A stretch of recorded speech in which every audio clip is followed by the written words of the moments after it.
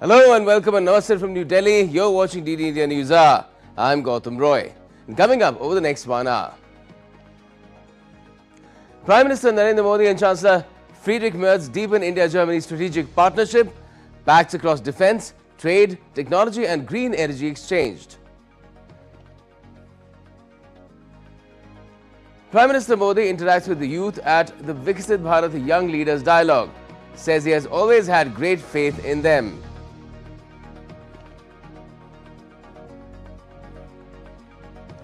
Iran says it's ready for war but also dialogue as US President Donald Trump weighs options against it.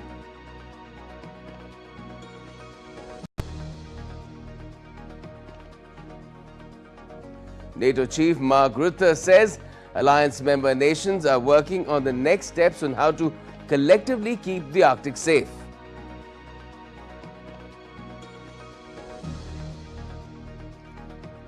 And one battle after another, as well as adolescents, lead this year's Golden Globes with 4 wins apiece. But Timothée Chalamet pips Leonardo DiCaprio to the Best Actors trophy.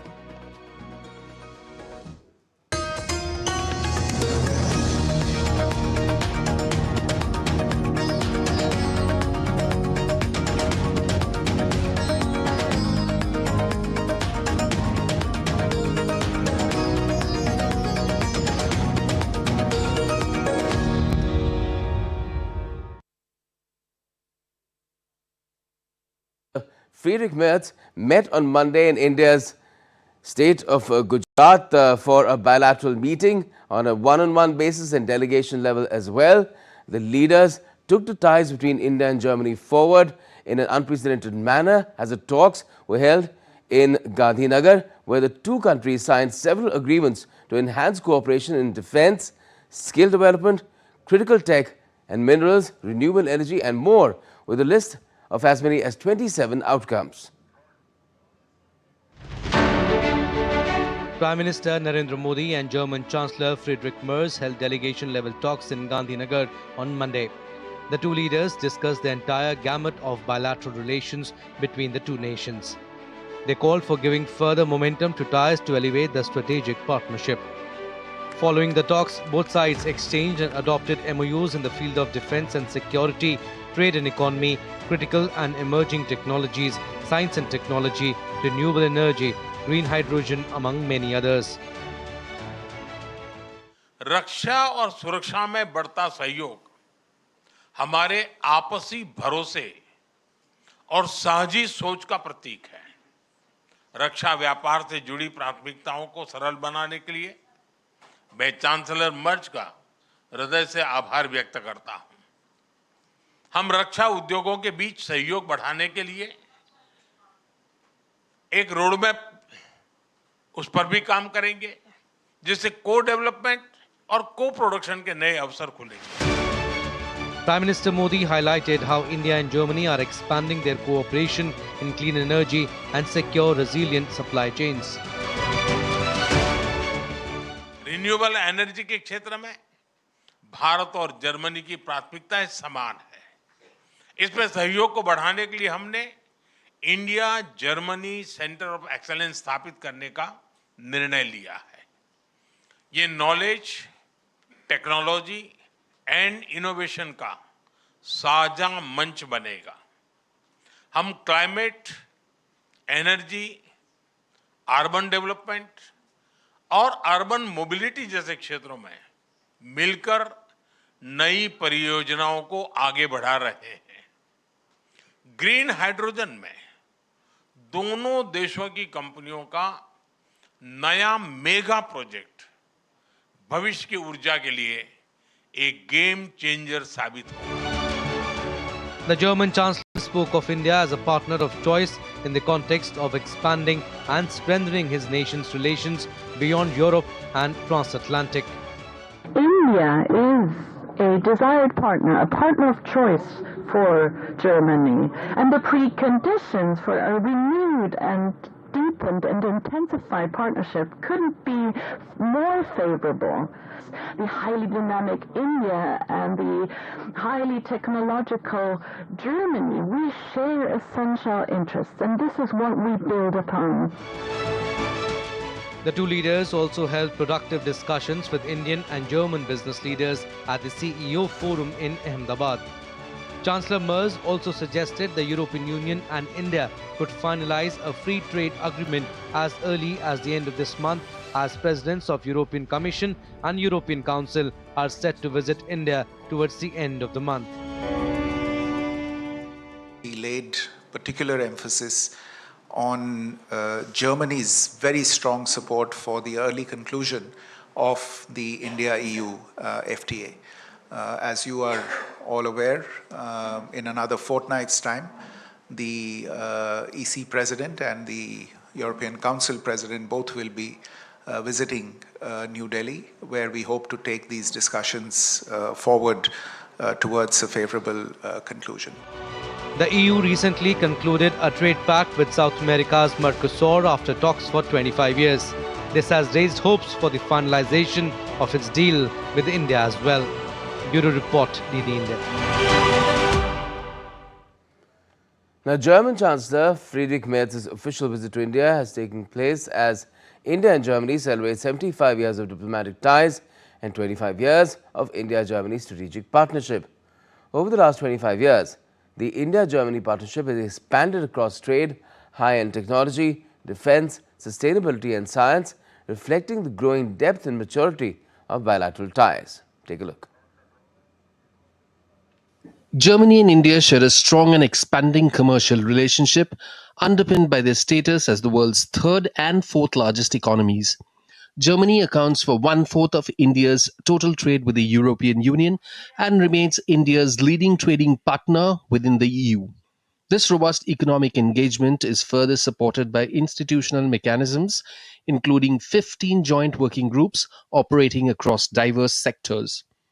Similarly, bilateral trade between India and Germany has reached a historic milestone, reflecting the deepening economic partnership between the two nations. In financial year 2024-25, two-way trade in goods touched an all-time high of $34.58 billion, with India's exports to Germany at $15.73 billion and imports from Germany stood at $18.85 billion. Investment ties between India and Germany have strengthened steadily, reflecting growing mutual confidence and long-term economic engagement. Germany emerged as India's 8th largest trading partner in 2024-25 and is also a significant source of foreign investment. It ranks as the 9th largest foreign direct investor in India, with cumulative FDI of $15.11 billion between April 2000 and March 2025. In financial year 2024-25 alone, German investments in India stood at $469 million. Both countries continue to see strong mutual benefits in concluding an India-EU free trade agreement and an investment protection agreement, which are expected to further boost investors' confidence. Another major pillar of development cooperation between the two countries is the Green and Sustainable Development Partnership, GSDP, under which Germany has committed to provide €1 billion annually up to 2030. Through a mix of concessional loans, grants and technical assistance to support India's climate and sustainability goals.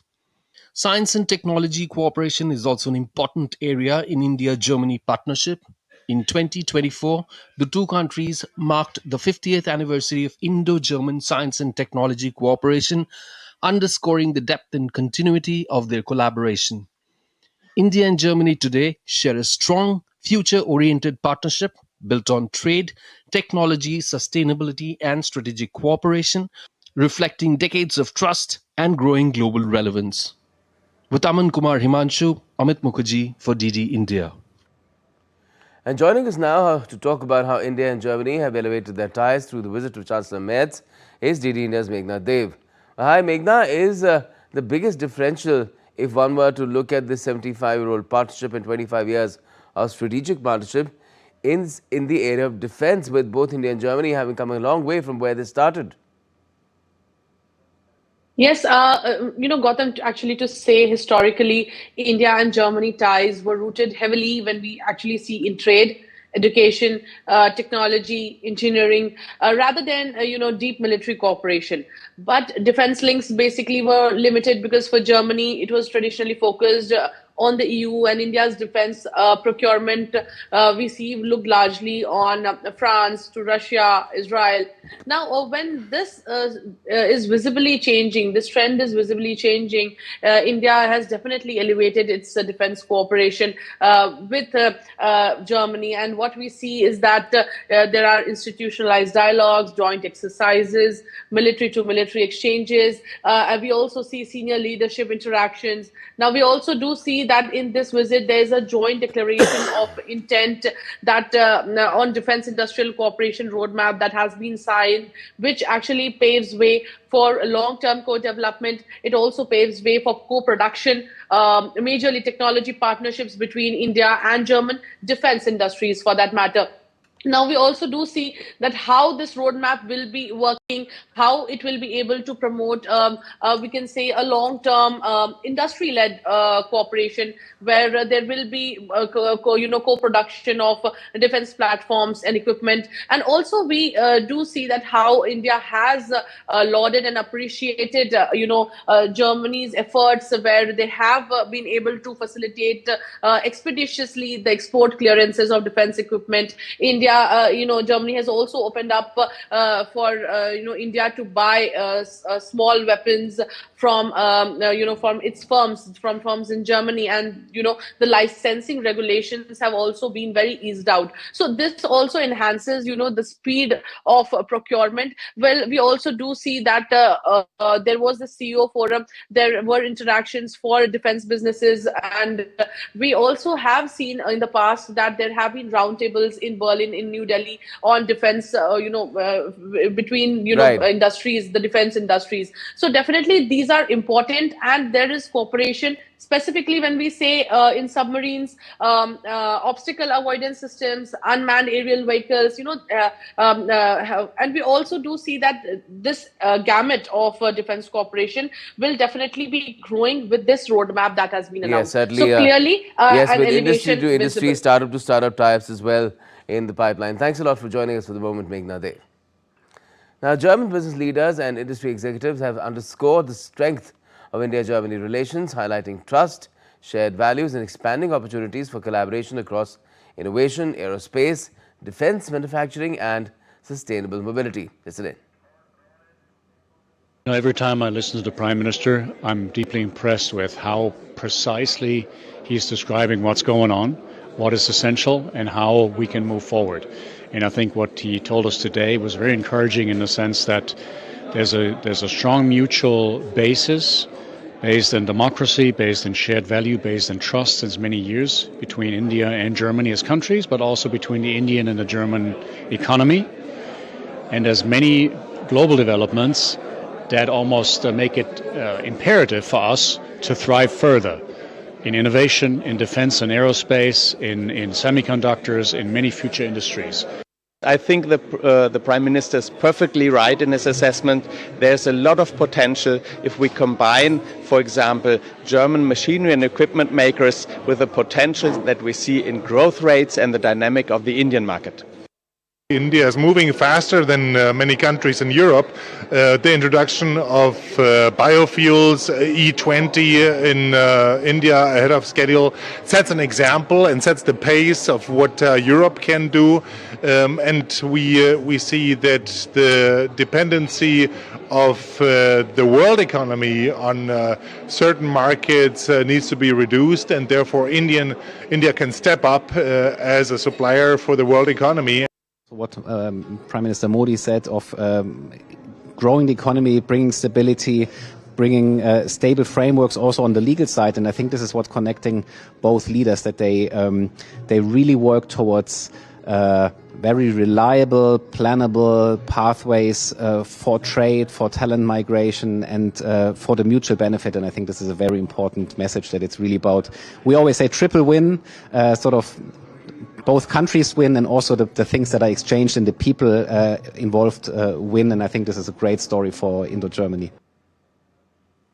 Prime Ministers Modi and German Chancellor Friedrich Merz also inaugurated the International Kite Festival 2026 along the west bank of the Sabarmati riverfront in Ahmedabad. As many as 1,071 kite flyers, including 135 from 50 countries, 65 from 13 Indian states and 871 from 16 districts of Gujarat are participating in this festival. Germany, Russia, Ukraine, Israel, Jordan, Australia, Indonesia are some of the countries participating. DD India's Tanvi Taneja reports.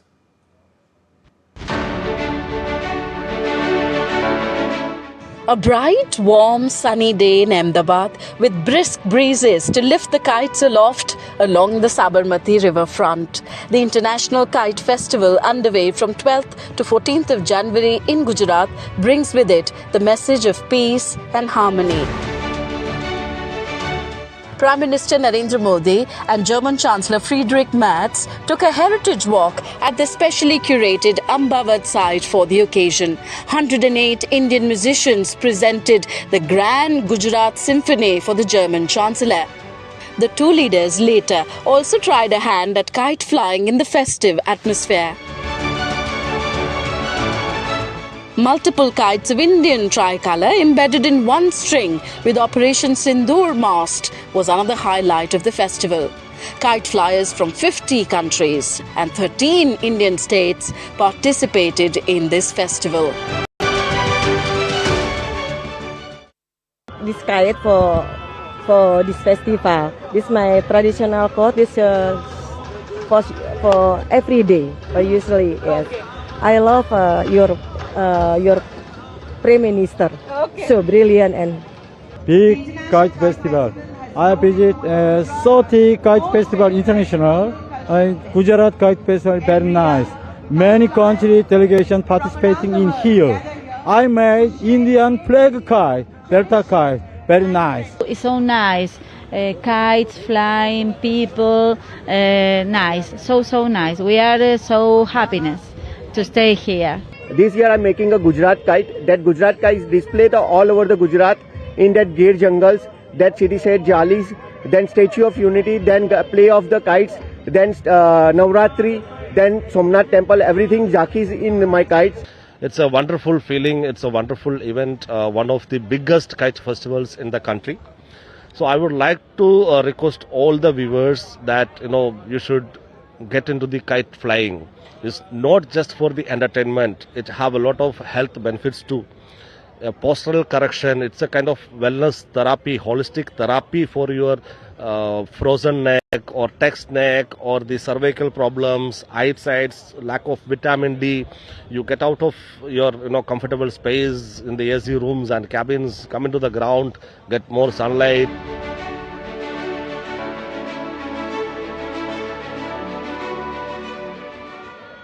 So in the heritage city of Ahmedabad, kite flying during Uttarayan is really rooted in Gujarat's cultural expression. People fly kites on January 14th every year. They transform their shared rooftops into collective spaces of joy. I'm here at the International Kite Festival on the Sabarmati riverfront, where kitists from 50 countries, 13 states are here, and there are about 1,000 plus kites flying in the sky right now. Their enthusiasm is high. The mood is very upbeat. Well, the wind is only catching up for these kites to roar higher in the sky. With camera person Anand Kashyap, this is Tanvi Taneja for DD India.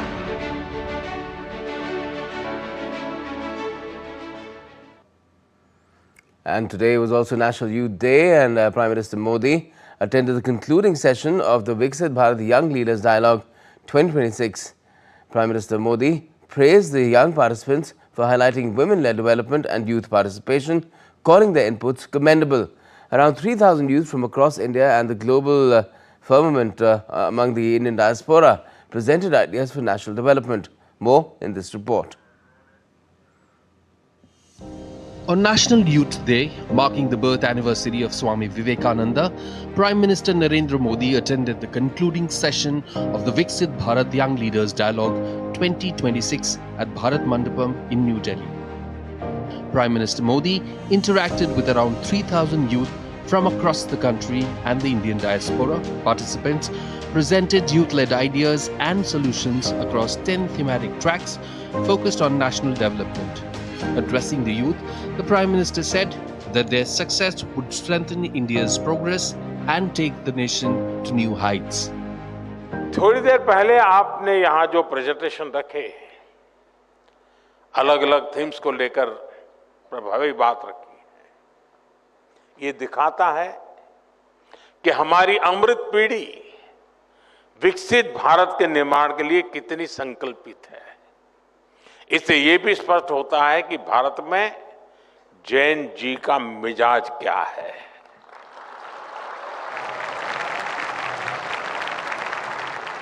Bharat का जैन जी कितनी creativity से भरा हुआ है।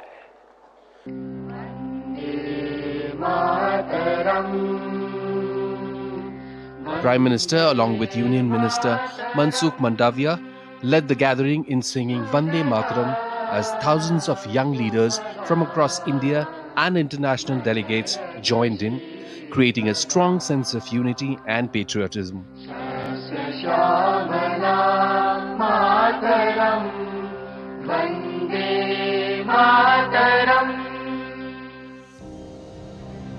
On the occasion, Prime Minister Modi also released an essay compilation featuring selected writings by young participants on India's development priorities and nation-building goals.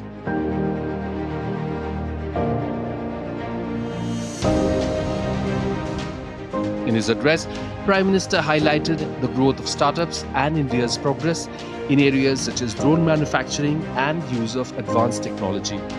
Prime Minister Modi also referred to World Audio Visual and Entertainment Summit, or WAVES, calling it a major launchpad for youth and people's movement that empowers creators.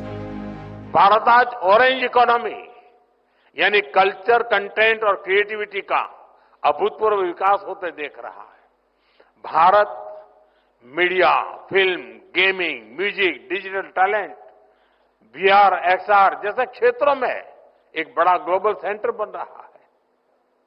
साथियों, world audio visual and entertainment summit यानी waves युवा creators के लिए एक बहुत बड़ा launch pad बन गई है। Now in its second edition, the Viksit Bharat Young Leaders Dialogue provides a national platform for youth to engage directly with the country's leadership, in line with the Prime Minister's call to involve young Indians in shaping a developed India. Held from January 9 to 12, the dialogue witnessed participation from over 50 lakh youth nationwide, selected through a rigorous, merit-based three-stage progress. Bureau Report, DD India. And young delegates from all over the country also made presentations before the Prime Minister on topics ranging from women-led development to Fit India campaign during the Youth Dialogue event. DD India's Prasar Bharati spoke to some of them. Listen in. I'm here at Viksit Bharat Young Leaders Dialogue 2026 and I have with me some of the youngsters who have interacted with the Prime Minister. They have also given their presentation before the Prime Minister. So let's talk to them and find out what's your name and how has been your experience. This experience has been surreal. I think getting a chance to interact with the Prime Minister, present in front of the Prime Minister, being one of the 24 people selected out of 3,000 people participating in this Viksit Bharat Young Leaders Dialogue. It has been one of its own kind and I'll always be grateful and looking forward to more such opportunities. Jai Hind, Jai Viksit Bharat. Prime Minister said that let's make it a think wave, from think tank to think wave. What do you have to say on that? When we talk about think wave, it's how the youth thinks about the development of a nation. And when we think about development, we must recognize all the new ideas that we engaged, that the Pradhan Mantri engaged with us today. And we must work towards implementation of these ideas into our daily lives so that we can work towards a Viksit Bharat and we can actually become a think tank. What has been your experience coming to Delhi, interacting with youngsters from all over the nation? When I started to know about this event in VB Wildly, it was like what could be here because I was very new for it. But when I explored it and I got to know that how young ideas are coming here, and the very first thing is to realize that these ideas are going to contribute for the India's future. I believe that the ideas that have been presented today will surely contribute towards the idea of Viksit Bharat 2047. Thank you. So there you hear from these youngsters, they are also very happy, and why not? They have interacted with the Prime Minister and they have their ideas for a developed nation. With cameraman Ashish in Delhi, this is Vishal Baristo for DD India. Now, the new U.S. Ambassador to India, Sergio Gore, has arrived in India last week. In his first public address, he conveyed President Donald Trump's best wishes to his friend, Prime Minister Narendra Modi, and said he will focus on strengthening ties between the world's oldest democracy and the largest democracy. I come to this remarkable nation with profound respect and with a clear mission to take the partnership between our two great nations to the next level. This is the intersection of the world's oldest democracy and the world's largest democracy. Trump remembers his last visit here. I was with the president last week, and as we had dinner right after New Year's, he recounted his incredible experience visiting here and also his great friendship with the great Prime Minister of India, Prime Minister Modi. I also hope that the president will be visiting us soon. I spoke with President Trump just yesterday, and I bring his warm wishes to all the people of India, especially his dear friend, the incredible Prime Minister, His Excellency, Prime Minister Modi. And the U.S. Ambassador also announced that next month, India will be invited to join U.S.-led strategic initiative Pax Silica, which will cover critical minerals to advance manufacturing.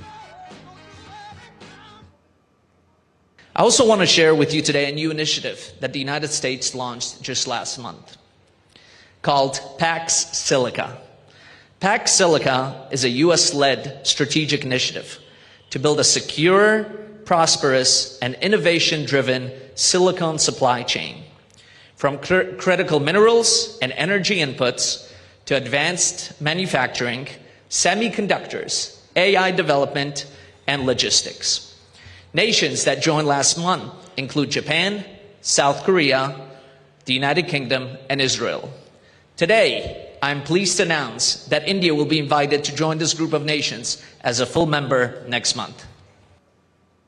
Now, Tehran has said that the country is not seeking war, but is fully prepared to fight, as Washington announces that the United States military is considering a range of options. Donald Trump has repeatedly threatened to intervene if anti-government protesters are harmed. And the EU has in the meanwhile said that it's ready to propose tougher sanctions against Tehran. As Iran remains on edge, tens of thousands of pro-government supporters have poured onto the streets following calls from Tehran to demonstrate loyalty to the regime. The show of strength comes as authorities intensify their crackdown on nationwide protests, handing out harsh punishments to those accused of participating in demonstrations. Amid rising tensions, Iran's Foreign Minister Abbas Araghchi said the Islamic Republic is prepared for both dialogue and confrontation with the US. His remarks follow repeated warnings from President Donald Trump, who has threatened military interventions over Iran's handling of the unrest. Despite the absence of formal diplomatic ties, Tehran confirmed that communication channels with Washington remain open. The Islamic Republic of Iran is not seeking war, but is fully prepared for war. We are also ready for negotiations, but these negotiations should be fair, with equal rights and based on with mutual respect. Meanwhile, reports suggest Donald Trump and his national security team have reviewed multiple military response actions. Trump has claimed that Tehran has signaled willingness to negotiate. Iran wants to negotiate, yes. We may meet with them. I mean, a meeting is being set up. But we may have to act because of what's happening before the meeting. But a meeting is being set up. Iran called, they want to negotiate. The crisis deepened further with Iran enforcing a nationwide internet blackout for more than 3.5 days. Activists say the move is aimed at concealing the scale of the deadly crackdown. The government has declared 3 days of national mourning for security personnel killed during the unrest, with state television airing funeral processions across Western cities. International pressure is mounting too, as the European Union said that it is examining fresh sanctions against Iran, warning of tougher measures following violent repression. We stand ready to propose new, more severe sanctions following the violent crackdown on protesters. This is a decision for member states to take unanimously in the Council. What began as economic protest has now become a major challenge to Iran's ruling system. With agency inputs, Tripti Tripaঠি's report for DD India. NATO Chief Mark Rutte said the alliance is working on ways to bolster Arctic security as Europe scrambles to deflect US President Trump's interest in taking over Greenland. He said the alliance wants to do everything collectively to make sure that the Arctic stays safe.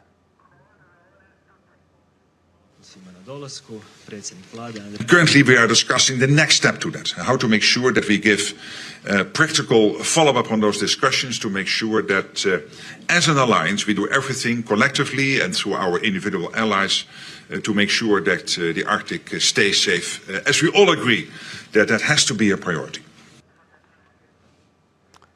Trump has rocked the 32-nation alliance by refusing to rule out military force to seize the autonomous territory of fellow NATO member Denmark. Intersec 2026, the world's leading platform for security, safety and fire protection, opened at the Dubai World Trade Center on Monday, bringing new features and expanded international participation to its latest edition. Chairperson of the Dubai Ports and Border Security Council, Sheikh Mansoor bin Mohammed bin Rashid Al Maktoum, inaugurated the 27th edition of Intersec and said the exhibition reflects Dubai's status as a global hub for advanced security and safety ecosystems. This year's edition brings together more than 1,200 exhibitors from more than 60 countries and is expected to welcome over 50,000 visitors. The opening day of Intersec 2026 featured expert-led sessions on security and safety, with further conferences and forums scheduled to continue through till the 14th of this month. We have added the advancements of the information technology as well as AI, and that is what Intersec is leading towards this year. And most of the companies, along with the same, are the following. We are following the roadmap of, you can say, UAE, where we are emphasizing security and safety along with the AI. And this is all is basically Intersec about to showcase their capacity in terms of technologies from all over the countries around the world. And still to come on DD India Newshour. We'll be speaking with our expert guests about how India and Germany ties have come a long way over the last 75 years, with more promising days lying ahead.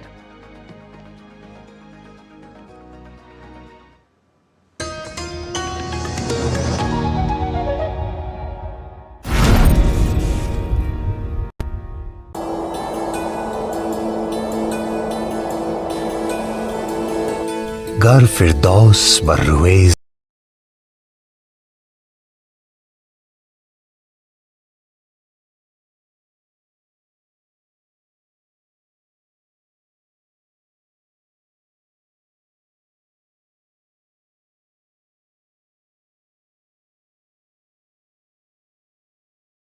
Samiyast.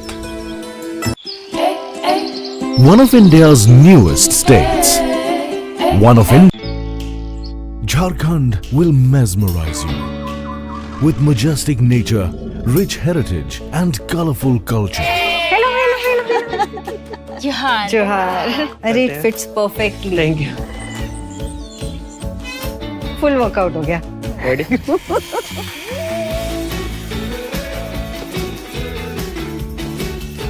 Postcards from Jharkhand on National Geographic.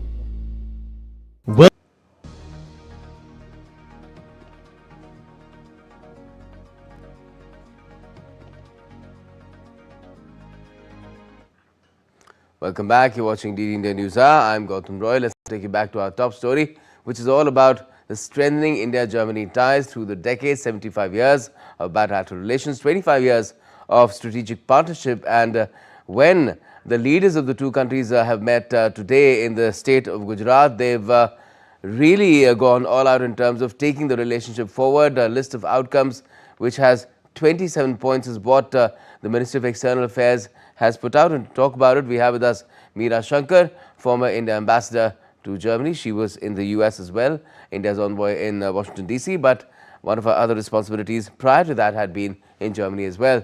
Good evening to you, Ms. Shankar. What do you make of what's happened today in terms of how India and Germany's ties have evolved now that defense is also front and center of this relationship? Well, I think that the India-Germany relationship is poised to enter the next level. Both have been good partners because we have a strategic partnership with them since the last 25 years. And particularly in the area of renewables and renewable energy sustainability, Germany has been a critical partner for India, providing financial assistance as well as technical collaboration. But we are seeing the scope of the relationship expand. The education sector, where there was cooperation, but of a more limited nature, is poised to grow because there is a roadmap now for cooperation in the education sector. Germany and India are also working together for managed skilled migration to Germany in areas where they have shortages. And now, you have the defense sector as well. And here, that in the past we have bought a submarine from Germany, but following our nuclear explosions in the 90s, Germany was reluctant actually to share dual-use technology and equipment with India, though they did bid for the Eurofighter when we were trying to, decide. But we bought the Rafale at that stage. Right now, I think what is of interest to both sides is the area of submarines, where a possible agreement for collaboration on submarines, conventional, not nuclear armed, yes, or nuclear powered, sorry. These would be conventional submarines, and the technology, design, etc., would be provided by Germany, and they would be possibly manufactured in India by Mazagon Docks Limited. I don't know if the deal has been finalized because the early indications were that it's not yet ripe for signature. There's still several steps which remain to be tied up. But, it's a subject which has been discussed. Also, I think the whole global situation and the challenges that the world faces is something which has been discussed. India and Germany have been working together for a long time in the Group of Four for reform of the UN Security Council and expanding its permanent membership. So that is something we continue to work on. And right now, there are many geopolitical challenges which Europe faces, the Ukraine conflict, which continues. And I'm sure that the German Chancellor would have conveyed his point of view on where issues stand right now. I think Prime Minister Modi emphasized that we would like to see peace and that dialogue is the way forward. Also, I think on Greenland, yes, there are concerns about the US position because President Trump has been talking about how the US needs to have Greenland, and one way or the other they will take it. So he's not ruling out the use of force. Now, this is extraordinary because Greenland is part of Denmark, which is a NATO ally and has been one of the most loyal NATO allies so far for the US. So we have to see how this issue is handled. NATO is trying to deflect this by saying that they will work collectively as an alliance to strengthen security in the Arctic and to give it priority, and that this would include their US partners because they're very much part of NATO. But we have to see how this issue unravels because it could be actually a make or break issue for NATO in future. Certainly. But as far as partnership on defense is concerned, there's a roadmap that's been talked about, and the German Chancellor also spoke about reducing India's dependence for its defense purchases and acquisitions on, say, Russia. Very focused there. But do you think Germany would be willing to be a partner with India on defense to the extent that Russia already has been in terms of technology transfer or joint development? Well, firstly, I don't think that, Germany has such a range of equipment because a lot of the NATO equipment is of US origin. But yes, I'm sure that they would really like to work with India because it gives them an additional market, but also to share technology because, they would like to have more diversification of Indian defense supplies. And therefore, this whole Atmanirbhar program, which we have put in place, would not be something which they would be opposed to. They would actually like to work with us on it to see how technology collaborations can mature in the defense sector in future. And that's good for India to have more options. Right now, Russia, one of our key suppliers, is engaged in a conflict and therefore their lines are overstretched in terms of military equipment. Israel, which is another partner, has also been overstretched because of their involvement in the Gaza conflict. France remains, US remains. But to have more options, I think, is good for India. But at the same time, I think we need to make sure that we don't take the lazy options in future of just buying.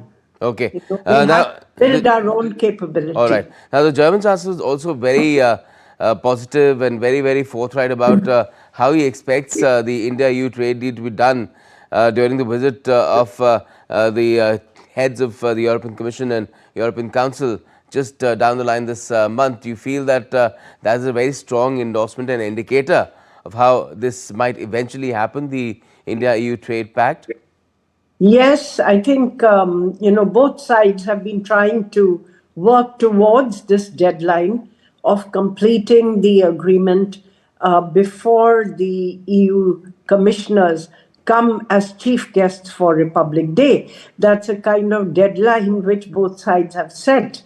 Whether we are able to meet it or not remains to be seen. But Germany has traditionally been one of the strongest supporters of a free trade agreement with India and of a substantive free trade agreement. There have been other countries in EU which have been more protectionist, which have been a little more difficult in terms of dragging their feet. But Germany clearly has been one of the staunch supporters. And since they are a major force in Europe, they can actually drive some of the negotiations or certainly have a major influence on the outcomes. All right, let's hope it works out. Thank you so much for joining us and talking about India-German ties. Meera Shankar, former ambassador of India to Germany. Now, a biting cold gripped Delhi and large parts of northern India on Monday, with temperatures plunging sharply and pushing the region into severe cold wave conditions. The national capital recorded a minimum of 3.2 degrees Celsius, the coldest this season, triggering weather alerts and school closures in some states as residents brace for another harsh winter spell. Delhi woke up to bone-chilling temperatures, with the minimum temperature dropping to around 3 degrees Celsius at several weather stations across the capital. Even as marching contingents continued their rehearsals for the Republic Day parade near India Gate, large parts of Delhi NCR reported light to moderate fog. Chandigarh witnessed dense fog and recorded a minimum temperature at 3.3 degrees Celsius, which was 4 degrees below normal for this time of the year.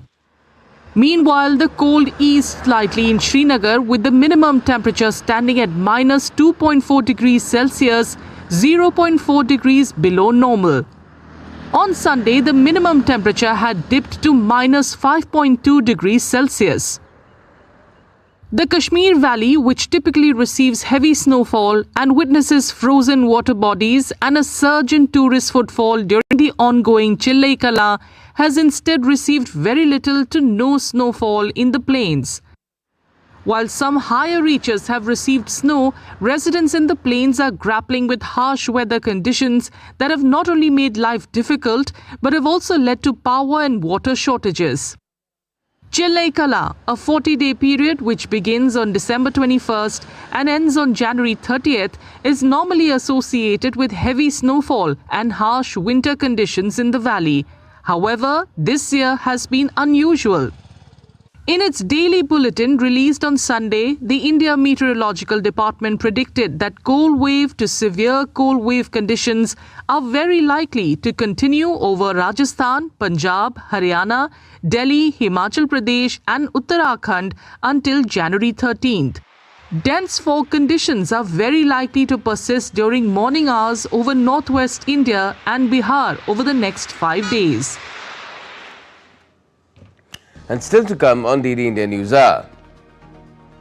The northeast Indian state of Assam is all geared up to celebrate the traditional Magh Bihu festival.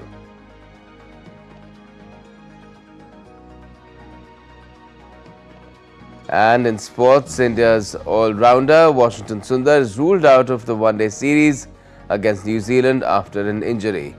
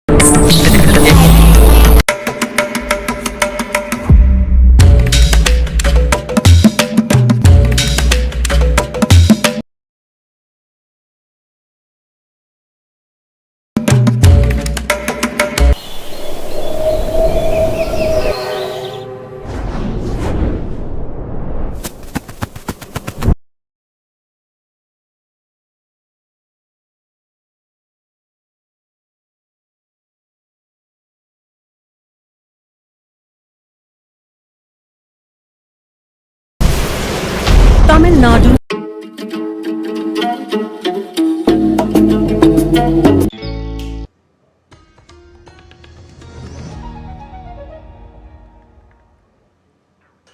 Welcome back. You're watching DD India Newshour. I'm Gautam Roy.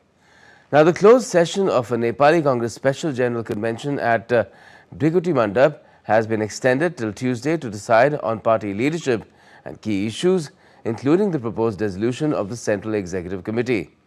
General Secretary Gagan Kumar Thapa on Monday presented a proposal outlining political reforms, good governance and end to pre-electoral alliances, voting rights for Nepalis abroad and limits on the Prime Minister's tenure.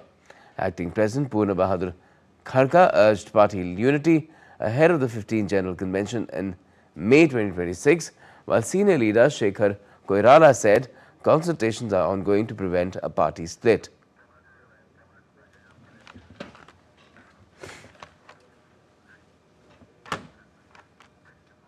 And the 83rd Golden Globes wrapped up Sunday night at Beverly Hills. Films like One Battle After Another, Sinners and Hamnet emerged as some of the evening's biggest winners.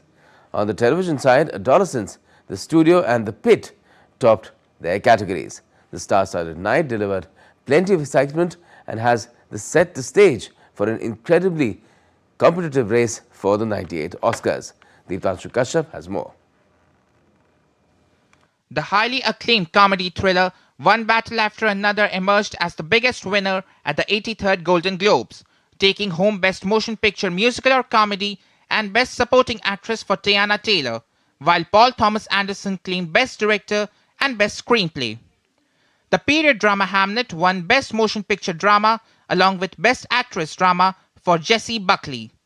The horror thriller Sinners earned Best Original Score and Best Cinematic and Box Office Achievement, and the animated feature K-pop Demon Hunters took home Best Motion Picture Animated and Best Original Song for Golden. Brazil's crime thriller The Secret Agent won Best Foreign Language Film and Best Actor Drama for Wagner Moura, while Stellan Skarsgård claimed Best Supporting Actor for Sentimental Value. Timothée Chalamet and Rose Byrne won the top acting honors in the musical or comedy category for Marty Supreme and If I Had Legs I'd Kick You respectively. On the small screen, The Pit took home Best Drama Series, while Noah Weil won Best Male Actor Drama. Pluribus earned Best Female Actor Drama for Rhea Seehorn, while the comedy series The Studio won Best Musical or Comedy Series, with Seth Rogen and Gene Smart taking the top acting awards for The Studio and Hacks respectively. In the limited series and TV movie categories, Adolescence was named Best Limited Series, earning Stephen Graham Best Male Actor, while Michelle Williams won Best Female Actor for Dying for Sex. Both Owen Cooper and Erin Doherty won the Supporting Acting Awards for Adolescence. Comedian Amy Poehler won the first ever Best Podcast Award, while Ricky Gervais won Best Stand-Up Comedy. It was a night of glitz, glamour, and star-studded celebrations, with both film and television honoring standout performances and creative achievements. As the winners take their trophies home, the excitement is already building this year's award season and the upcoming 98th Academy Awards. Diptanshu Kashyap for DD India. Now back home, the northeastern state of Assam is also geared up to celebrate the traditional Magh Bihu festival.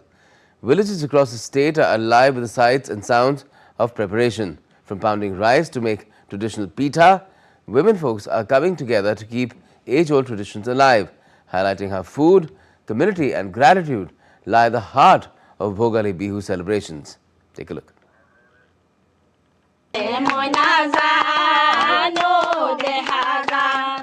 Steam rises as soft rice batter settles on the pan as skilled hands gently add the filling and fold it shut. The pitha is ready. A traditional delicacy without which Bihu is incomplete. With Magh Bihu around the corner, Assamese women across the state are coming together to prepare traditional delicacies for community feasts. Magh Bihu is celebrated in mid-January, marking the end of the harvest season. It coincides with Makar Sankranti and is also known as Bhogali Bihu. Bhogali is derived from the term bhog, which loosely translates to feasting, showing just how central food is to the celebration of the festival.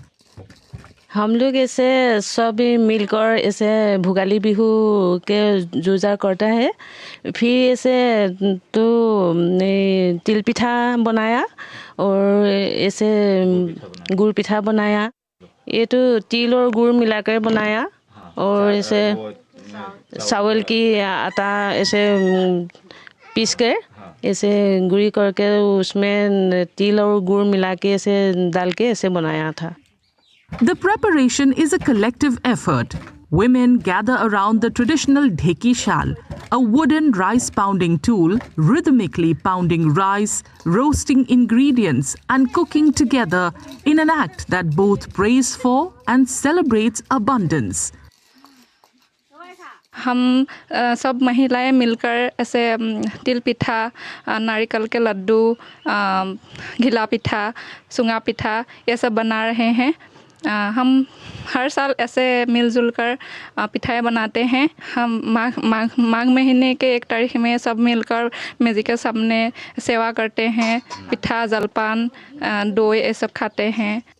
Celebrated after the harvest, Bhogali Bihu is believed to usher in abundance as families come together after months of hard labor to celebrate with traditional food, community bonding and gratitude for the bounty of nature.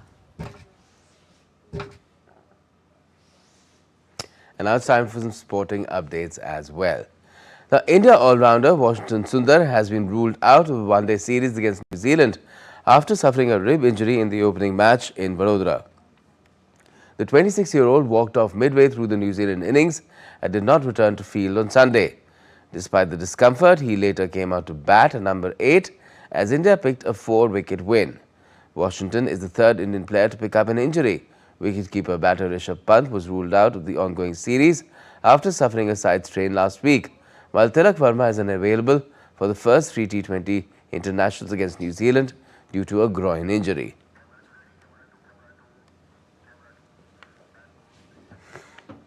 And Delhi is set for a spectacle of badminton as it hosts the BWF India Open 2026 from the 13th to the 18th of this month. Over 200 global stars, including PV Sindhu and Lakshya Sen, will compete at the Indira Gandhi Indoor Stadium in Delhi.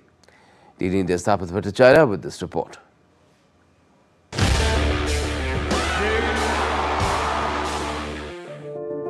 Delhi is all set to turn into a badminton carnival as the capital hosts the BWF India Open 2026, India's premier international badminton tournament.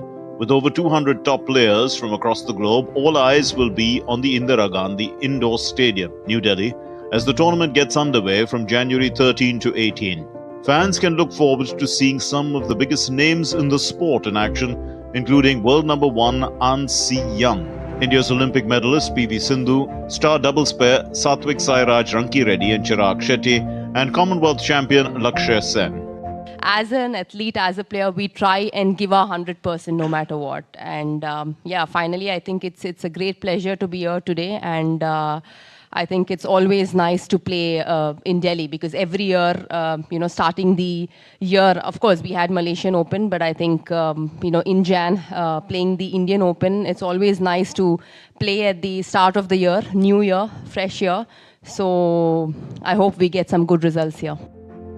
The event promises world-class action and an enhanced fan experience, marking a major step forward for badminton in India. Adding to its significance, the US $950,000 India Open will serve as a test event ahead of India hosting the prestigious BWF World Championship in August this year. And after a hiatus of 17 years, underlining the country's growing stature on the global badminton stage.